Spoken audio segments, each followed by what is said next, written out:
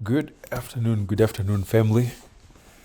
Well, this afternoon I want to tell you a story of a young woman that, for the sake of our video, we will call Janet, not her real name.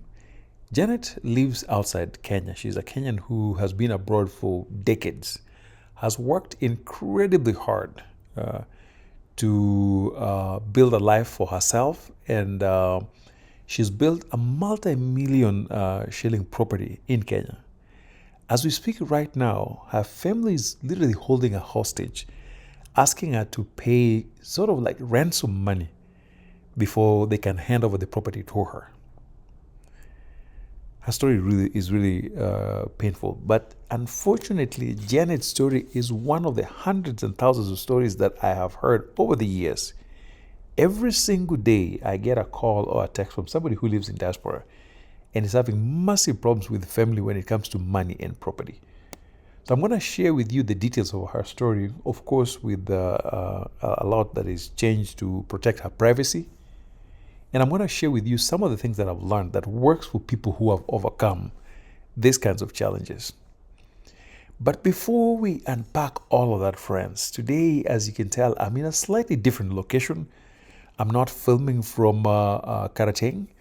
I'm at a friend's residence. He has done an incredible work here. So essentially, I'm here for site inspection. I want to come and check things out, see what's going on, and give a report as to what's working and what's not. And this is a friend of mine that I've learned so much from because he's very well knowledgeable, very well skilled, and so much good work is going on. So today, I'm simply here to do site inspection and just report back based on what I find. Anyway, friends, I'm Wonodedi. If you're joining me for the first time, I talk about everything that impacts people who love Africa, people who live outside Africa and want to come back. And I help people return to the village. We help people with construction, interior design, buying land and property and things of that sort. So if you need support, my number is right here below. Reach out. I'm happy to help where I can. Usually I connect people with experts and then we get things done. If you have not subscribed, all I ask is check, subscribe, and keep us going. We got to get to 100K subscribers by the end of the year. We only have a little more than a month left. We're going to hit 100K by the end of the year with your help. So anyway, thank you folks for all of your support. So let's get back to Janet. As I said, Janet was born and raised in Kenya in a larger family. And she got the opportunity to live as many of us do, of course, for obvious reasons, to find a better life for herself. And she's worked very hard, sometimes working 7 days a week.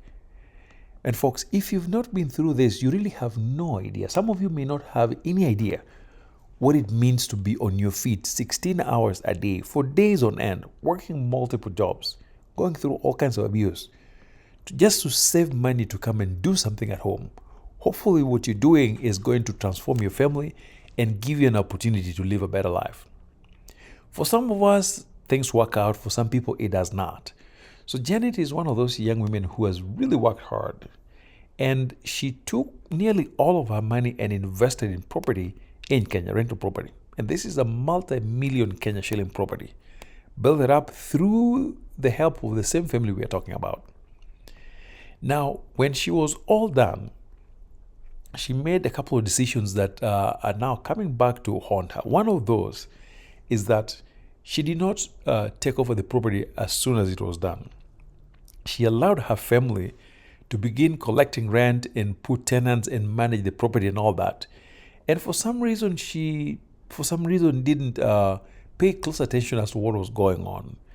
But in her mind, she assumed, hey, this is my property, they are collecting rent, so when I come home, I should have something. And unfortunately for her, this, like many of us, this was one of her biggest retirement plans.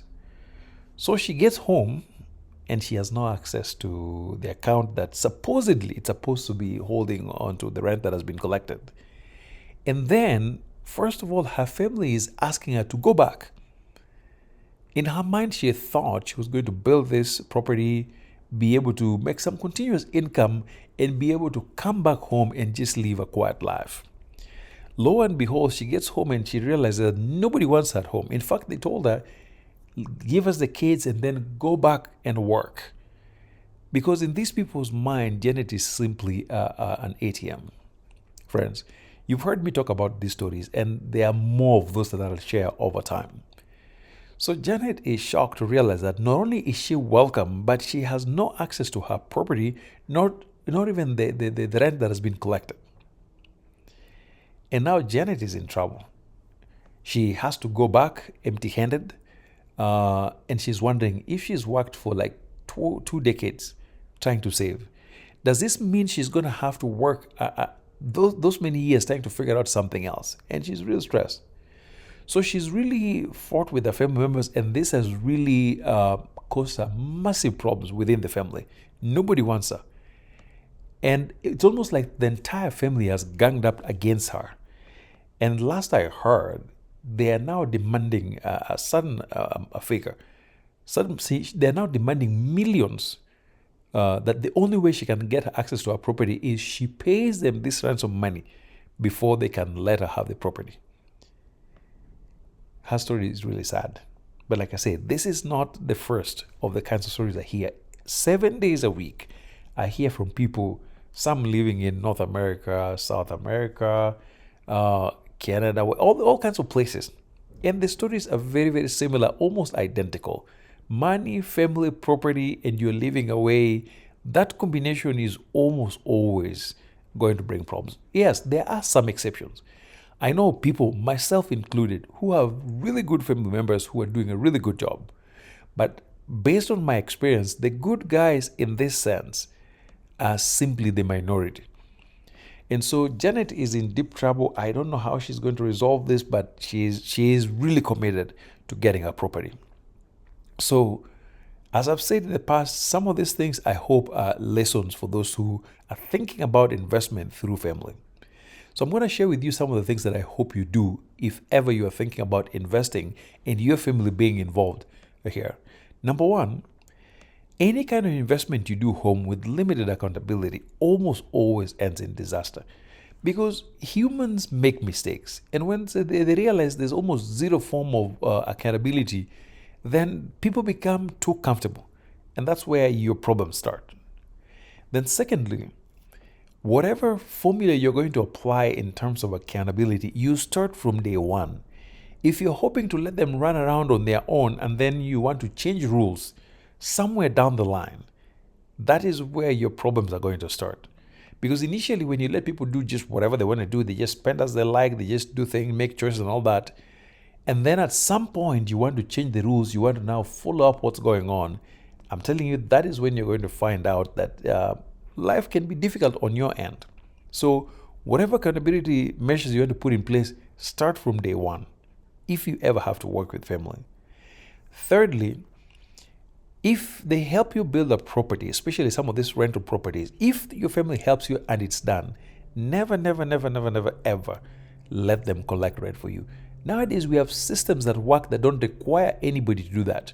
Tenants pay directly to accounts that you can access and monitor from wherever you are as long as you have internet. Never let families do that. And the reason I say that is because many of the cases that are observed, if you ever let families collect rent and they're able to spend that money, folks tend to model their lives around that money. And so when you come home and you start changing that, it simply means you're going to interfere with the kind of comfort that they are now accustomed to with your money. And so every single person who does that I know of almost always gets in trouble. And so best case scenario, if you have level-headed family members, then you can actually hire them. So you pay them for their service while still having a good degree of control over your money. The money does not have to come through their hands. You can pay them. Now, that said, there are terrible humans out there. I've seen a lot of really bad people. But at the same time, there are many, many good people there out here that we end up putting in compromising positions. So I say that some of the problems we run into as diasporans is that we end up putting our family members in positions that are tough, in the sense that we end up putting them in positions where they're going to fail. For instance, you have a brother who has no job, no income. You put them to collect money for you, you're not paying them. What do you expect is going to happen? In my mother tongue, they say, "Jakecho kikete dero," which loosely translates to, you can't have a hungry person watching over your organic fridge. That's not how it works. You can't expect somebody hungry sitting there knowing very well there's food in there. So you don't want to put people in a compromising position, somebody you know that is really struggling. Then you have to handle money, you're not paying them, and then you expect them to still be good custodians of your money. It doesn't work like that. So don't do that. And in some cases, actually, some of these folks genuinely don't think they're doing something wrong. I've listened to some family members argue around how they're using what they've been given, but they don't think they're doing something wrong. In fact, you will hear some parents tell their kids, "I raised you up, I fed you, I paid your tuition. What do you mean you're asking me for money?" They think they're entitled to their kids' money simply because they parented them. That is something I fundamentally disagree with. And by the way, folks, you will forgive me. I kind of sped up the speed of this section of the video because I liked the video and I didn't want to cut any of it out. So I just sort of sped it up so that you can see as much as possible. Anyway, folks, so as I was saying, there are parents who feel very entitled to what their kids have. They don't think they're doing something wrong, and they feel that because they played their parenting role, they are entitled to what the kids have, which in my mind is a very silly way of looking at things. Anyway, so there are many family members who genuinely don't think they're doing something wrong. Next, the one thing that I also want you to keep in mind is that whatever money you're making, don't ever save it in an account that you share with anybody else. Anytime you share an account with somebody else, or anytime you buy a land and you have that title with your name and somebody else's name on it, you're simply asking for trouble. So don't do that. Now, keep in mind that there are some really terrible banks in Kenya. A few months ago, I got a call from somebody in the US who was in a very difficult circumstance. But one of his main problems is that when he left Kenya, he had an account at a bank that I will not mention publicly. And then he was sending money from the US to that bank in Kenya over time. And bank employees can always monitor what's going on with accounts. Next thing he knows, his entire account has been wiped clean and closed. So he's stuck in the US, he's unable to come back home, his money is gone, and so there's nothing he can do about it. In fact, they told him, "Oopsie, that's it." He lost over 2 million shillings, just like that. So there are some banks in Kenya that are terrible, that I would say stay away from those guys. So whatever money you make, I say, if possible, save money where you live, and then if you have no other way, come home and do what you gotta do. But if you don't have that option, there are still some reliable folks that can be entrusted to get things done. It's just a matter of you taking the time to do homework to find who can do that for you. So don't put money in a Kenyan bank account that you don't know. I mean, banks that you don't know really how they operate. Or never ever put in a shared bank account with somebody living in Kenya. Now, that said, also be aware of how folks in Kenya can guilt trip you with culture, religion, and children. Oftentimes I hear things like, "Oh, if you say no, we are going to curse you," or "God will do X, Y, Z." Nonsense. None of that stuff. So don't allow yourself to be guilt tripped with religion, culture, and kids. That, "Oh, something will happen to your kid. What's going to happen to my kids?" None of that. So don't let these people guilt trip you. And then lastly, like I said, most importantly, whatever it is you do at home, make sure anything you're putting money in must have your name, and your name only. So I've seen people buy a land and they put in the names of siblings, or you open up a bank account with your sibling's name, you put money in it, it almost always ends in disaster. So again, I'm wishing Janet the best with all our process, but I just recently heard, I think she's made progress. She's almost getting it, or she's gotten it, but things are looking good for her. But what she's ended up giving up is the relationship she had with her family. All right, folks, thank you so much for listening, and I will see you in the next. Bye.